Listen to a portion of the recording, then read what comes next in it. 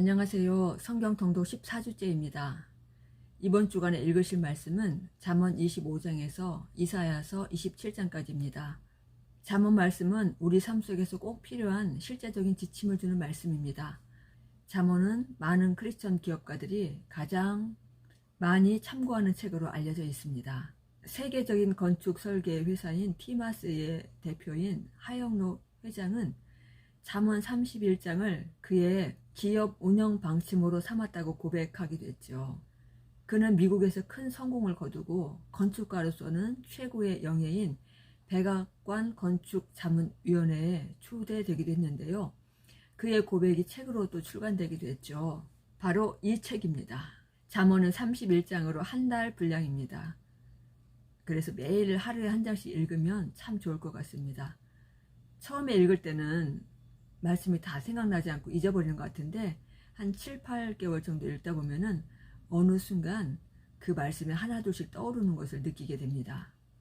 하나님의 지혜의 말씀을 우리 삶의 지침으로 삼아서 하나님이 내 인생을 조율하고 이끌어 가시는 그런 복된 은혜를 누리시기를 바랍니다.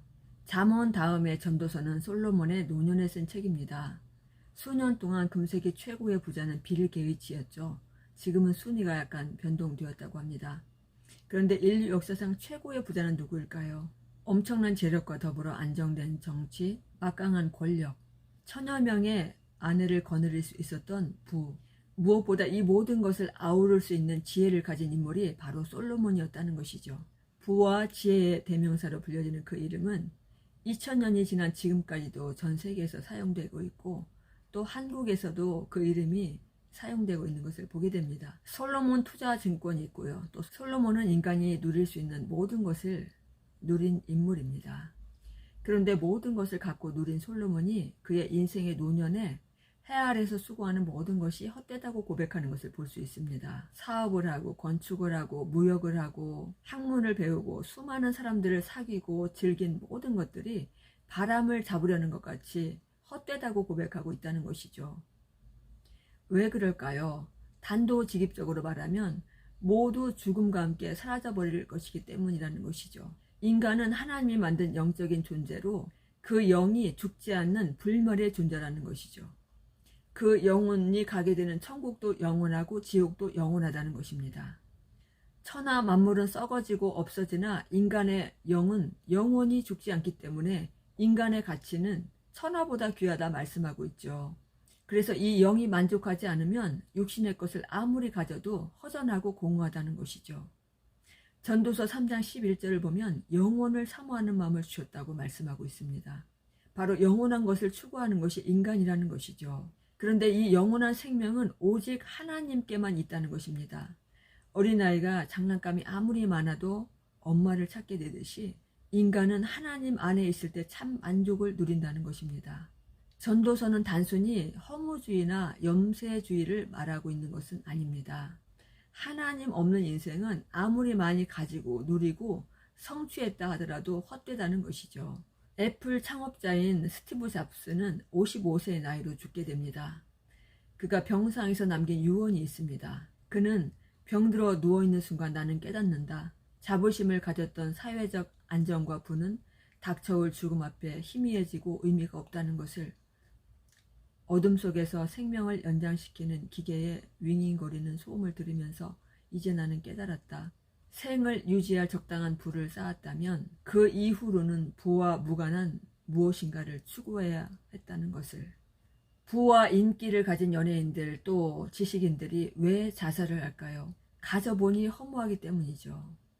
전도서는 너의 젊은 날 너의 창조주를 기억하라 라고 말씀하고 있습니다. 너의 인생을 내 마음대로 살 수 있다. 그러나 하나님이 그 모든 것을 심판하실 것을 반드시 기억하라고 말씀하고 있습니다. 전도서 9장 1절은 모든 것이 하나님의 손안에 있다고 말씀하고 있습니다. 하나님을 얻으면 모든 것을 얻는 것이고 하나님을 잃으면 설사 모든 것을 얻었으나 아무것도 없는 인생임을 기억하며 하나님 안에 거하여 영원한 그 나라에서 모두 만나는 복된 인생 되시기를 주님의 이름으로 축복합니다. 그리고 아가서는 남녀간의 사랑을 아주 직설적으로 표현하고 있죠. 유대인들은 가장 큰 명절인 6월절에 이 아가서를 낭독합니다. 보수적인 유대 납비들이 아가서를 낭독하는 것은 그 이유가 있다는 것이죠. 아가서는 단순히 남녀 간의 사랑을 노래하고 있는 것이 아니라는 것입니다. 아가서에 등장하는 왕은 예수 그리스도를 예표하고 있고요. 왕의 사랑을 받는 술라미는 바로 예수님의 신부가 된 그리스도인들을 예표하고 있다는 것입니다. 하나님이 우리를 사랑하는 것은 신비한 비밀입니다. 하나님은 독생자 예수님을 우리를 위해 주셨고 예수님은 우리를 위해 자신의 생명을 주셨죠. 술라미 여인은 얼굴이 검고 출신이 비천한데도 불구하고 왕의 지극한 사랑을 받게 됩니다. 우리가 바로 이 하나님의 지극한 사랑을 받는 존재라는 것이죠. 이것은 천사들도 이해할 수 없는 신비라는 것입니다. 아가서 3장을 보면 내 마음으로 사랑하는 자를 너희가 보았느냐라고 말하고 있습니다. 하나님께서 이 세상에서 가장 받고 싶은 것이 있는데 그것은 바로 하나님을 사랑하는 우리의 마음이라는 것이죠. 이 세상 모든 만물은 하나님의 것이지만 우리의 마음은 우리가 들어야만 받으실 수 있기 때문에 그처럼 귀하다는 것입니다. 아가서 4장 12절을 보게 되면 신부를 노래할 때 잠근 동산, 덮은 우물, 봉한 샘이라고 표현하고 있는데요. 이것은 누구에게도 열어주지 않고 오직 주님만을 사랑하는 순결한 신부의 마음을 상징하고 있다는 것입니다. 6장을 보면 나의 신부는 군대같이 당당하다라고 말씀하고 있는데요. 이것은 악에게는 절대로 굽히지 않는 위엄을 갖춘 것이 바로 하나님의 신부라는 것이죠. 신부는 아무나 되는 것이 아니라 주님만을 사랑하고 그분만을 따르는 바로 그 사람이 신부가 된다는 것입니다. 신부가 되면 신랑의 보호 아래 거하게 됩니다. 주님은 그의 신부를 철두철미하게 보호하시고 돌보신다는 것이죠. 그야말로 부족함이 없는 인생이겠죠. 주의 말씀을 통해 하나님을 더 알아가며 신부의 영성으로 자라가는 저와 여러분이 되기를 주님의 이름으로 축복합니다. 그리고 이사야서가 나오는데요.